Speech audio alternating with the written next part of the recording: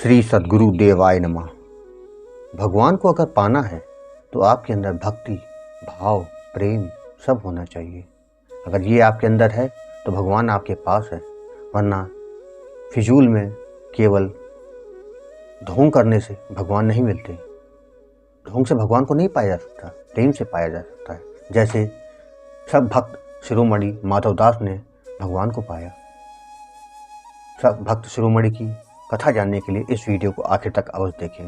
लेकिन उससे पहले जिन लोगों ने गोकुल भवन अयोध्या यूट्यूब चैनल को अभी तक सब्सक्राइब नहीं किया है, उनसे निवेदन है कि चैनल को सब्सक्राइब कर दें और बेल आइकन अवश्य दबा दें, जिससे नए वीडियो के नोटिफिकेशन समय समय पर मिलते रहें। माधवदास जी कानिकृत ब्राह्मण थे। गृहस्थ आश्रम में आपने अच्छी धन संपत्ति अर्जित की। आप बड़े ही विद्वान और धार्मिक भक्त थे। जब आपकी धर्मपत्नी का स्वर्गवास हो गया, तब आपके हृदय में संसार से सहसा वैराग हो गया। संसार को मिथ्या मानकर आपने घर द्वार छोड़कर जगन्नाथपुरी का रास्ता पकड़ लिया। वहां पहुंचकर आप समुद्र किनारे एकांत स्थान में पड़े रहे और अपने को भगवत ध्यान में तल्लीन कर दिया। आप ऐसे ध्यान मग्न हुए कि आपको अन्न जल की भी सुध न रही। प्रेम की यही दशा है। इस प्रकार बिना अन्न जल आपको कई दिन बीत गए। तब दयालु जगन्नाथ जी को आपका इस प्रकार भूखे रहना न सहा गया। उन्होंने तुरंत अपनी बहन सुभद्रा से कहा कि आप स्वयं उत्तम से उत्तम भोग लेकर स्वर्ण थाल में रखकर मेरे भक्त माधव के पास जाएं, उन्हें भोजन कराएं। प्रभु की आज्ञा मानकर सुभद्रा जी वहां से स्वर्ण थाल सजाकर माधवदास के पास पहुंची। आप क्या देखती हैं, माधव तो ध्यान में ऐसा मग्न है कि उनके आने का भी उनको भान न रहा। अपनी आंखें मूंदे केवल प्रभु की परम मनोहर मूर्त का ध्यान कर रहे हैं। अतएव आप भी ध्यान में विक्षेप करना उचित ना समझा और थाल को वहीं रख के चली आए। जब माधवदास जी का ध्यान समाप्त हुआ, तब वे स्वर्ण का थाल देखकर भगवत कृपा का अनुभव कर आनंद अश्रु बहाने लगे और कहने लगे, हे प्रभु, आपकी दया तो अपरंपार है। आप अपने भक्तों को भूखा प्यासा कैसे देख सकते हैं। बस यही कहकर आपने भगवान को भोग लगाया और उस प्रसाद को पाया और थाल को एक ओर रख दिया और फिर ध्यान मग्न हो गए। उधर जब जगन्नाथपुरी मंदिर के पट खोले गए तो पंडितों ने देखा, ये क्या, भगवान के मंदिर से स्वर्ण थाल गायब है। देखते ही देखते इसका शोर पूरे पुरी भर में फैल गया कि भगवान की सोने की थाल चोरी हो गई। हर जगह तलाशी अभियान शुरू हो गया। ढूंढते ढूंढते लोग माधवदास के पास पहुंचे। उन्होंने देखा माधवदास तो के पास एक कोने में वो सोने की थाल पड़ी हुई है। उन्होंने सोचा कि यही चोर है जिसने भगवान का थाल चुरा लिया। बस फिर क्या था, माधवदास को चोर समझकर लोगों ने चाबुक से पीटना शुरू कर दिया। और उधर माधवदास तो मुस्कुरा रहे थे, सब चोट सह रहे थे। भगवान को अपने भक्त का ऐसा अनादर उचित न लगा। रात्रि में पुजारियों को भयंकर स्वप्न दिखाया दिया। भगवान ने स्वप्न कहा, मैंने माधव की चोट को अपने ऊपर ले ली, अब तुम्हारा सत्यानाश कर दूंगा, नहीं तो उसके चरणों में पकड़कर अपने अपराध की क्षमा मांग लो। बेचारे पंडित करते तो क्या करते, वो तुरंत दौड़ के माधवदास के पास पहुंचे, उनके चरणों पर गिर पड़े, उनसे अपने प्राणों की भीख मांगने लगे, क्षमा मांगने लगे कि प्रभु, अगर आप क्षमा करोगे तभी भगवान हमको क्षमा करेंगे, हमसे बहुत बड़ी गलती हो गई। भक्त का हृदय तो सहृदय था, उन्हें तुरंत क्षमा कर दिया।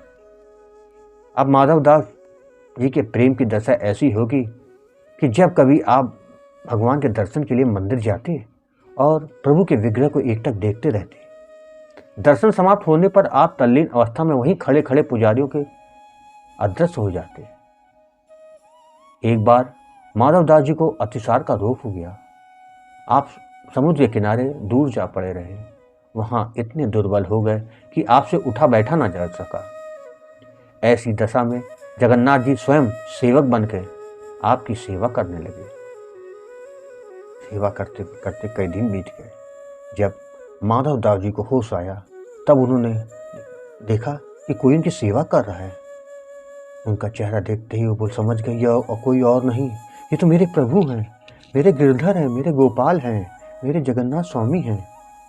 और झट से उनके पैर पकड़ लिए और विनय भाव से कहने लगे, हे प्रभु, हे परमात्मा, मुझ जैसे अधम के लिए आपने इतना कष्ट उठाया। अरे धिक्कार है ऐसे जीवन को कि मेरे प्रभु को कष्ट उठाना पड़ा। प्रभु, आप तो सर्वशक्तिमान हैं, अपनी शक्ति से ही क्यों ना मेरे दुख को हर लेते। आप वृथा इतना परिश्रम क्यों किया। भगवान कहने लगे, माधव, मुझसे भक्तों का कष्ट सहा नहीं जाता। उनकी सेवा की योग्य मैं किसी और को नहीं समझता। इसी कारण तुम्हारी सेवा मैंने स्वयं की। तुम तो जानते हो, प्रारब्ध भोगने से ही नष्ट होता है। ये मेरा ही बनाया नियम है और अपने बनाए नियम को मैं कैसे तोड़ूं। इसलिए केवल सेवा कर प्रारब्ध भोग से भक्तों से करवाता हूं और इसकी सत्यता संसार को दिखलाता हूं। भगवान यह कहकर अंतर्ध्यान हो गए। इधर माधवदास जी के भी सब दुख दूर हो गए। इन घटनाओं से लोगों को बड़ा विश्वास हुआ। अब तो माधवदास जी की महिमा चारों ओर फैलने लगी। लोग इनको बहुत घेरने लगे। भक्तों के लिए सकामी संसारी जीवों से घिर जाना एक बड़ी आपत्ति है। आपको यह सूझा कि अब पागल बन जाना ही उचित है, वरना लोग बैठने नहीं देंगे। बस आप पागल बन के इधर उधर हरिध्वनि करते घूमने लगे। एक दिन आप एक स्त्री के द्वार पर गए और भिक्षा मांग रहे थे। वह स्त्री क्रोधवश बैठी अपने चौके को पोत रही थी। वो बार बार माधव के आग्रह करने पर वो गुस्से में और उसका भड़क गया और उसने वही पोतना माधव दास जी के चेहरे पर दे मारा। आप बड़े प्रसन्न होकर उस पोतने को अपने डेरे पर ले आए।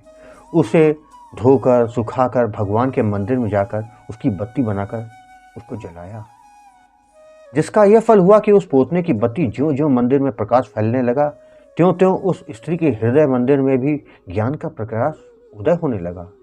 यहाँ तक कि अंत में वह स्त्री परम भक्तिमती हो गई और रात दिन भगवान के ध्यान में मस्त रहने लगी। एक बार की बात है, एक बड़े शास्त्री पंडित शास्त्रार्थ द्वारा दिग्विजय करते हुए माधव जी के पांडित्य की चर्चा सुनकर शास्त्रार्थ करने जगन्नाथपुरी आए और माधवदास जी से शास्त्रार्थ करने की हट करने लगे। भक्तों का शास्त्रार्थ निरर्थक प्रतीत होता है। माधवदास जी ने मना कर दिया, पर पंडित भला कैसे मानते। अंत में माधवदास जी ने एक पत्र पर यह लिखकर हस्ताक्षर कर दिए कि माधव हारा, पंडित जी जीते। पंडित जी इस विजय पर फूले न समाये, तुरंत काशी को चल दिए। वहाँ पंडितों की सभा कर वे अपनी विजय का वर्णन करने लगे और वह प्रमाण पत्र लोगों को दिखाने लगे। पंडितों ने देखा तो उस पर यह लिखा था कि पंडित जी हारे, माधव जीता। अब तो पंडित जी के क्रोध की सीमा पार हो गई। उल्टे पैर वह जगन्नाथपुरी पहुंचे। वहां माधवदास जी की खोल खोल के गालियां सुनाई उन्होंने और उल्टा सीधा बहुत कहा। उन्होंने कहा कि शास्त्रार्थ में जो हारे वही काला मुंह करके गधे पे चढ़ नगर भर में घूमे। माधवदास जी ने फिर बहुत समझाया, पर वे ना माने।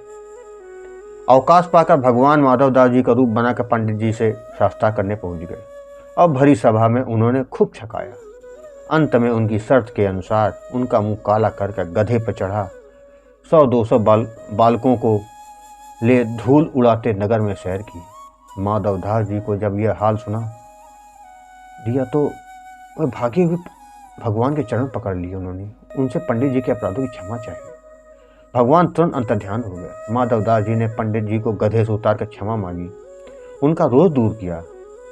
धन्य है भक्तों की सहिष्णुता और दयालुता।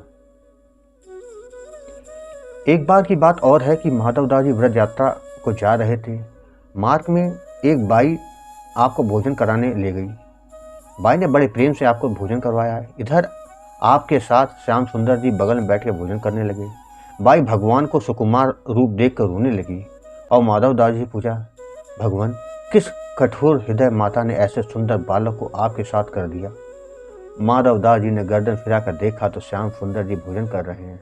बस आप सुध बुध भूल गए और बाई जी की प्रशंसा कर उनकी परिक्रमा करने लगे। उसके भक्ति भाव और सौभाग्य की सराहना कर वो वहां से विदा हो गए। देखा आपने, जो भक्त होते हैं उन्हें केवल भगवान से मतलब होता है, संसार से कोई मोह नहीं रहता उनका। भाई बहनों, आपको भगवान के ऐसे भक्त ये कथा कैसी लगी कमेंट बॉक्स में जरूर बताइएगा, और अगर पसंद आई हो तो उसको शेयर करना ना भूलिएगा। धन्यवाद।